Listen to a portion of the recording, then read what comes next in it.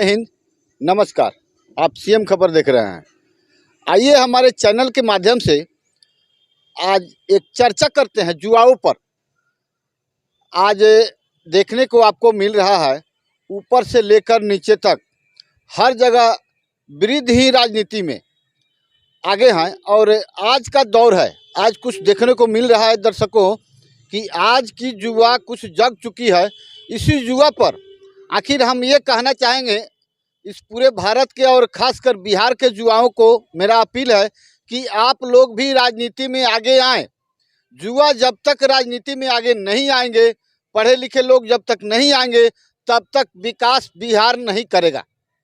केवल कहने के लिए बिहार में विकास हो रहा है, लेकिन आए दिन बिहार में क्या हो रहा है सो आपको नज़रों के सामने है। आइए इसी जुआओं पर हम आज बात करते हैं। यहाँ के ढाका विधानसभा से और शिवहर संसदीय क्षेत्र से एक चंदन झा जी हैं जो प्रखर राजनीतिज्ञ हैं। इनसे आज जुआओं पर चर्चा करते हैं कि आज की पीढ़ी जो जुआ है राजनीति में अभी तक कितना सक्रिय है और क्या कोई अभी तक जुआ कोई मुकाम तक पहुंच पाए हैं। ये जरा आप हमारे चैनल के माध्यम से बताएं। सबसे पहले मैं आपके सीएम खबर को बहुत बहुत बधाई देना चाहता हूं, जिन्होंने आज युवाओं को लेकर के एक विशेष कार्यक्रम पूरे क्षेत्र में चलाया है।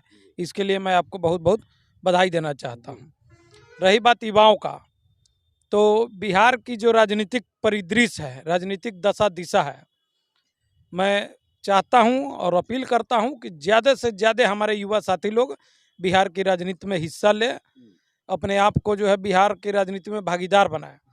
चूँकि अब तक जितने लोग राजनीति किए हैं बिहार में, जिन्होंने शासन सत्ता का लुत्फ उठाया है, उन सभी लोगों ने बिहार को ठगने का काम किया है, बिहार के भविष्य को बर्बाद करने का काम किया है। उन्होंने आज तक हम युवाओं के लिए ना एक कार्य योजना सही से बनाया। आज तक पूरे प्रदेश में या देश में कहें तो युवा आयोग के गठन अब तक किसी नेताओं ने, किसी सरकार ने नहीं किया है।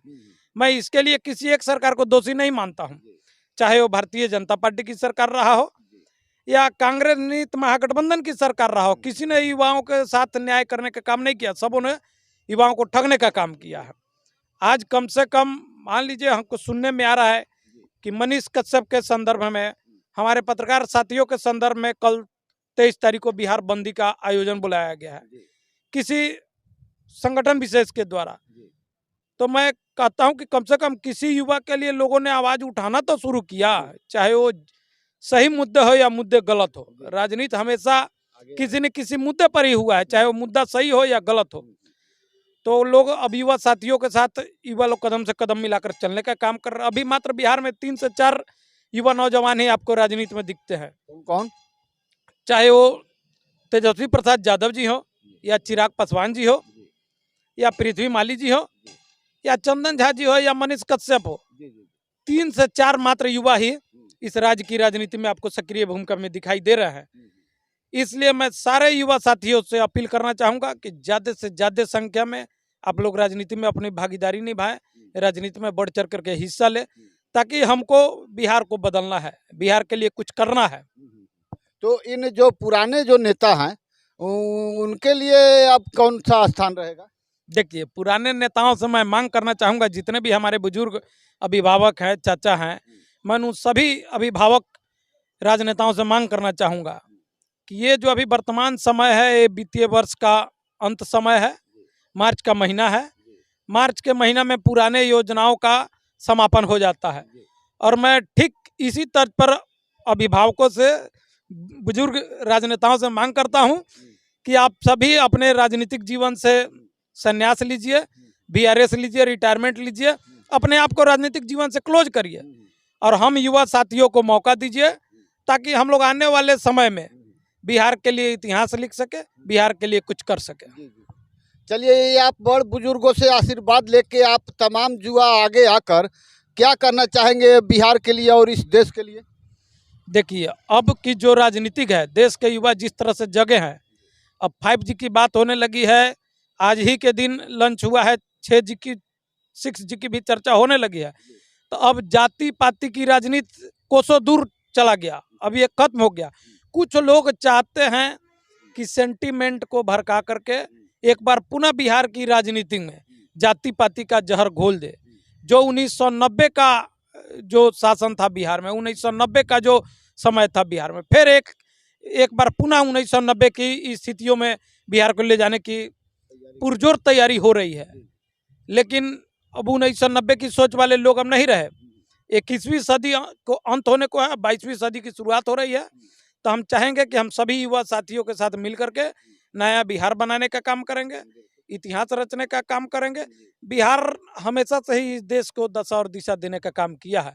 और एक बार मैं पुनः चाहता हूं कि 2024 की राजनीति में हम चंपारण से इसकी शुरुआत करें, ताकि बिहार इस देश को दशा और दिशा दे सके। क्या आप कोई युवा संगठन बनाना चाहते हैं, या क्या आपका क्या प्लानिंग है युवाओं को आगे लाने के लिए?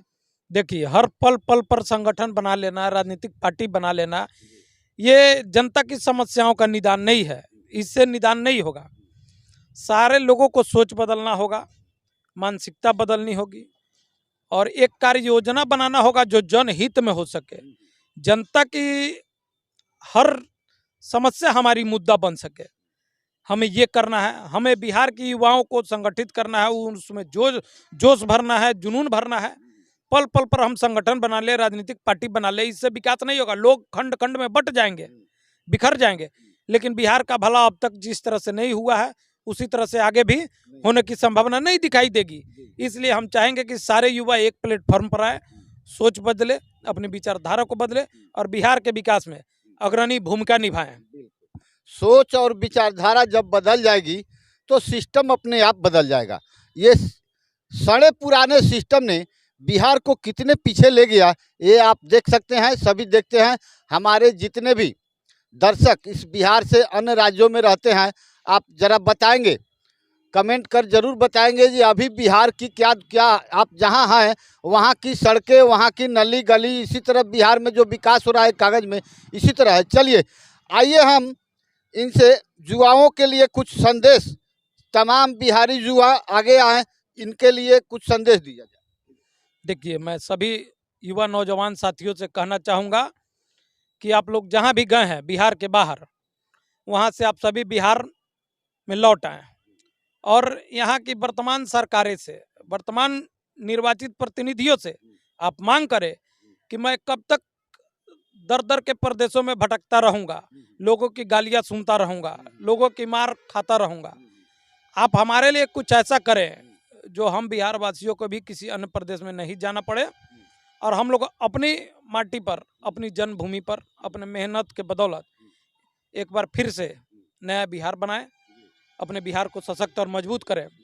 बिहार में जितने भी चीनी मिल चालू थे, उसे 90 के दशक से ही 2005 के बीच में बंद किया गया। अगर बिहार की वर्तमान जितने चीनी मिलें हैं उसको पुनः चालू कर दिया जाए, तो हमें नहीं लगता है बिहार के किसी नौजवान को बिहार के बाहर जाकर के मजदूरी करना पड़ेगा, मेहनत करना पड़ेगा। अपने बिहार में, अपने जन्मभूमि पर, अपने माटी पर मेहनत करेंगे, काम करेंगे, एक बार पुनः बिहार को हरित बिहार बनाएंगे, श्वेत क्रांति बिहार में लाएंगे और बिहार हमारा मजबूत होगा।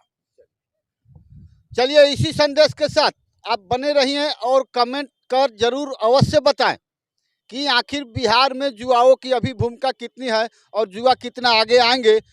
बने रहिए सीएम खबर के साथ। मैं आर एस पांडे। जय हिंद, नमस्कार।